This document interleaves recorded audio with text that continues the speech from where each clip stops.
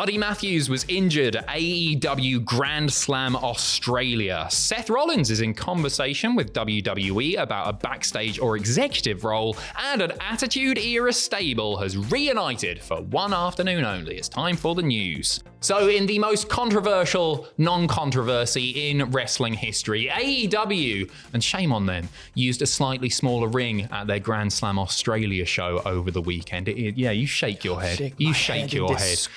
Social media users jumped all over this, posting videos, photos of the ring itself, poking fun at it and saying that AEW only did this because they didn't want to pay to have the normal 20 by 20 foot ring transported all the way to Australia. And an update from Fightful Select, apparently this was always the plan. They were always going to hire a ring out in Australia, and they were always going to use the 18 by 18 footer as opposed to the usual 20 by 20 foot ring.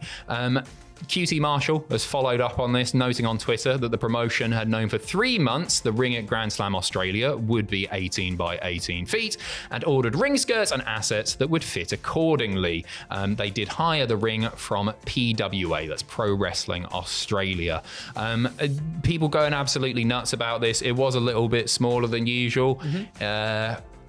It's an example of AEW being sort of hyper criticized, which I'm not sure other promotions are. To me, it wasn't the biggest deal. I did notice as a viewer, there's no point pretending that it wasn't a little bit smaller, but I can't believe that so many wrestlers, wrestling personalities, people within the industry getting so upset by something so bafflingly minor. It's insane. Is it because at the end of the day, like, watching that show, at least for me, it didn't impact my enjoyment of the show whatsoever. It was so good. It was a really fun show, and the size of the ring did not lend itself to my enjoyment of it or not of it. You know what? Just put your energy into something else. Yeah, I agree. Will Ospreay, who is, of course, on the show, released a lengthy statement regarding the ring, which I'm going to hand over to Andrew to read out now.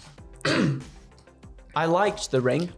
Buddy Matthews was injured at the event, and the controversy regarding the ring was perhaps further fueled by this Buddy Matthews tweet, which was really quickly deleted by Matthews. He said, so thoughts after Grand Slam Australia, if it wasn't a 16 by 16 SH1T wrestling ring, one, I wouldn't have destroyed my ankle on the entrance due to holes in the padding, and two, Okada wouldn't have been able to put his foot on the rope, and I would be champion. S happens. If you haven't seen it, when Buddy makes his entrance, he visibly tweaks his ankle. He comes down hard, literally before the match has even started. And he has now appeared in a picture with his wife, Rhea Ripley, as well, where he is using a crutch alongside the caption, "Ain't no roly-poly ankles gonna keep us down. Let the honeymoon commence." So I hope they have an absolutely wonderful time. Hopefully it won't keep him out of action for too long. Yeah, fingers crossed, because it just feels like his push is starting now with everything, with Malachi Black, leaving AEW, and it feels like they're really pushing Brody King and Buddy Matthews. Let's hope good things in his future. I hope so. Seth Rollins has been talking about his future goals within WWE and his future plans within WWE, talking to Bloomberg's Kim Basin. He said that he would be interested in pursuing an exec or creative role behind the scenes following his in-ring retirement, which, don't worry, is a little while away. He said, I mean, it's still a ways off, obviously. I mean, I'm closer to the end of my career than beginning, but the end ain't here yet. So I'm kind of in my prime right now. I'm 38 years old. My mental and physical are kind of locked in right now, where my physical hasn't declined too much and my mental side is really on the rise as I'm starting to see the industry from a different angle. So that part I'm really focused on. He went on to say, I think we're in the early stages of conversations about what it might look like for me in the future in an executive or in a creative role or whatever that may be. But again, that's in its infancy. That's like hey, maybe you would like to think about that down the road. So right now I'm focused on what I'm doing in the ring and helping out there as best I can. All really good news there as far as I'm concerned. Yeah. First of all, he's made it clear that his mental health looking good. His physical health is looking good. He's thinking about his future within WWE, and very early conversations are happening as to how that may progress and what he may do after he does decide to hang up the boots. He is going to be a WWE lifer. I think he's so valuable. Imagine having Seth freaking Rollins as like a backstage agent, producer. Interesting to hear the word executive thrown around as well. Obviously, they hold him in high regard if they're talking on that sort of level at this stage. Absolutely. I mean, he's like Triple H's boy, isn't he? Yeah. And it feels like it's nice to have the people in there. And we see so many like ex-wrestlers in these backstage roles and stuff now too. And you always hear like the high praise of when there's a really good match and you're like, oh, this person produced it. And you're like, oh, that's really cool to see that they're still hands-on in that sort of aspect. And someone like Seth Rollins, who has done so much in his career, is just a valuable mind to keep in the business rather than, have him just go, ta-ta, see you later, and just sit on his porch and do nothing, which he's allowed to do, but he doesn't want to. He loves the graps. Of course he does. He'll He'll be involved in some capacity forever.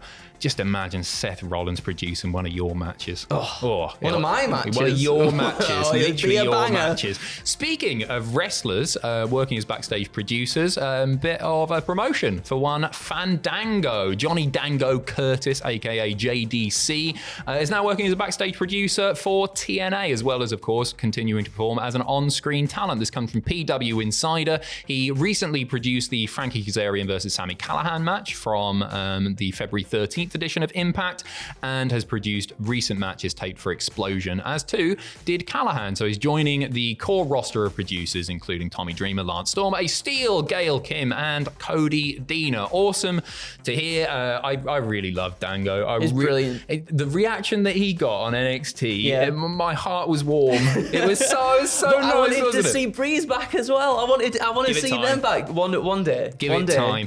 I was a bit disappointed though. Not quite enough people remembering to Fandango. Yes. Well, Keep again, putting them on TV. It might happen. It might happen. Just a little interesting note: WWE uploading a 45-minute China highlight reel that's got a lot of people talking. So on their WWE Vault channel, just interesting timing with the Hall of Fame coming up. They've uploaded a video called "Story of the Rise of China, 97 to 99," and it chronicles the start of China's WWE career from a debut all the way up to being the first woman to win the IC strap at No Mercy 1999. It's not a major story or anything like that, but it's got a lot of people talking about a possible solo induction for China, which she fully deserves. Long overdue as well, isn't it? Overdue. Absolutely. And we're going to finish with the news that a WWE Attitude Era stable is reunited over the weekend at the For the Love of Wrestling conference here in the UK. The Nation of Domination, or some of them, getting back together. D'Lo Brown, Mark Henry, The Godfather, and Ron Simmons, all guests at that show, and they all did the entrance, and they all did the fist and everything. Yeah, lovely stuff. Don't expect them to get back in the ring anytime soon. You're not going to get a Los Boricuas versus NOD match or Disciples of Apocalypse versus NOD match. It was just a Q&A event as well as autograph and photo sessions with fans, but they're all looking very well. Yes. And I love stuff like that. The entrance and nostalgia's a powerful thing, isn't it? It is, isn't it? It really is. Papa Shango makeup as well for The Godfather. Yeah, didn't want to get out of costume. I assume he was doing photo ops. Probably, So it was a Papa Shango. Obviously, you're missing some of the biggest members. Yes, yeah. Wolfie D wasn't there. Ice something. What was it? The rappers. I can't remember, but I know who you mean. Yeah. But time will tell if we see all of the boys get back together. Oh, The Rock was in it as well, wasn't he? Wasn't it? Yeah, he was. Anyway, let us know the size of your ring in the comments down below.